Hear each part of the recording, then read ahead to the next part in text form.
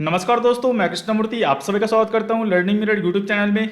दोस्तों, रिलायंस कैपिटल का जो है आपको ऑलमोस्ट एनसीएलटी में इशू चला गया है, तो जो भी चीज़ें होंगी आपको ट्रेडिंग इसमें बंद है।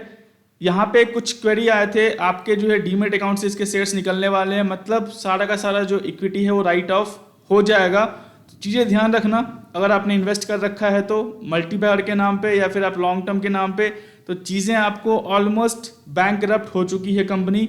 बस इसको एनसीएलटी में जो है आरबीआई एनसीएलटी गई है, एनसीएलटी में जो भी रिजोल्यूशन होगा, जो भी कंपनी खरीद रही है उससे मतलब नहीं है।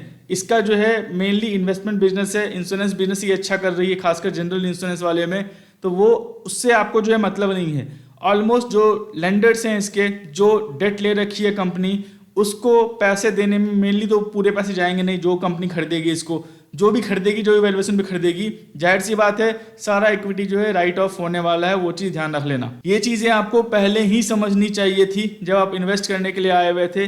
चीज़ें वर्स्ट होने के बाद मेरे से पूछते हो वर्कआउट नहीं करेगा। मैं जो है 2 साल से लाइव कर रहा हूँ, चीज़ें मैंने ऑलरेडी 2 ईयर्स पहले बता रखा था आपको कि चीज़ें वर्कआउट नहीं करने वाली हैं।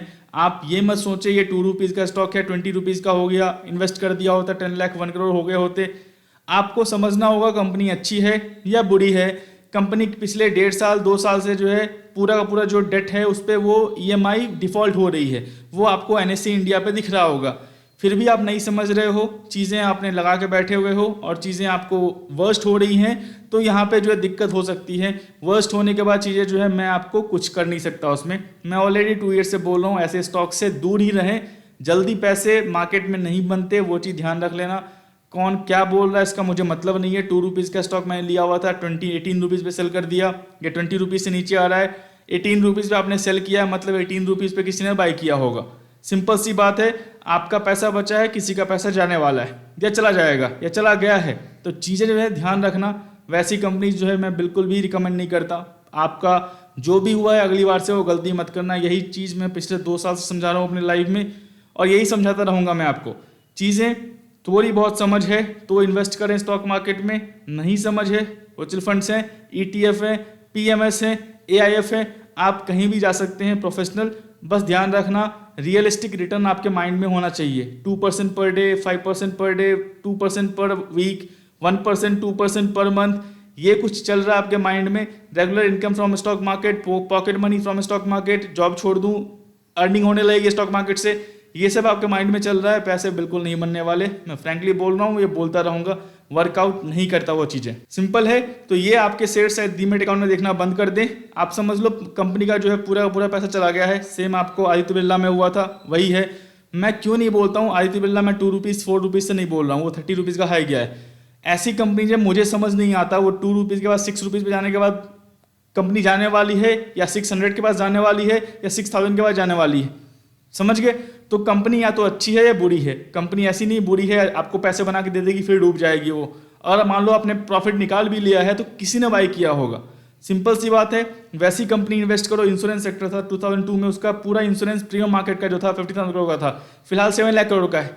आने वाले 20 साल में अगर आप देख सकते हो इंश्योरेंस मार्केट कहाँ रहने वाला है, पैसे बन जाएंगे आपको।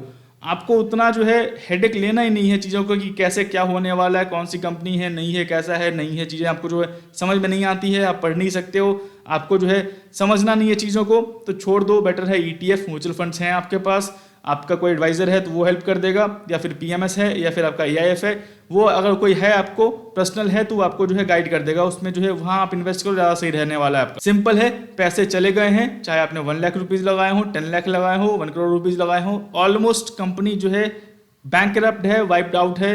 चीज़ें जो है उसके हिसाब से देख लेना। न्यूज़ आया हुआ था, चीज़ें सवाल आ रहे थे, मुझे क्वेरी आ रहे थे, तो उसके लिए रिगार्डिंग में बना दिया है। मेरा कोई भी रिकमेंडेशन नहीं है। पिछले 2 साल का वीडियो मेरा लाइव पड़ा हुआ है, जाकर आप देख सकते हो। मैं ऑलरेडी बता रखा हूँ चीज़ें जो है वर्कआउट नहीं करती ऐसी कंपनीज में। कब क्या हो जाएगा नहीं पता आपको, तो कुछ होने के बाद कुछ भी नहीं कर सकते, क्योंकि कल जो है या फिर जो भी है सब सेल करना चाहेंगे।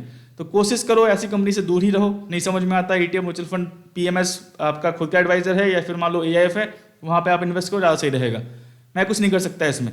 जो चीज़ें हो गई हैं या होंगी वो सत्य है। चीज़ें आपको उसके हिसाब से आपको एक्सेप्ट करना होगा, अगली बार से वो गलती मत करना। दोस्तों, मैं आशा करता हूँ वीडियो जो आपको अच्छा लगा, वीडियो अच्छा लगा लाइक करें, सब्सक्राइब करें, शेयर करें। तब तक के लिए दोस्तों धन्यवाद।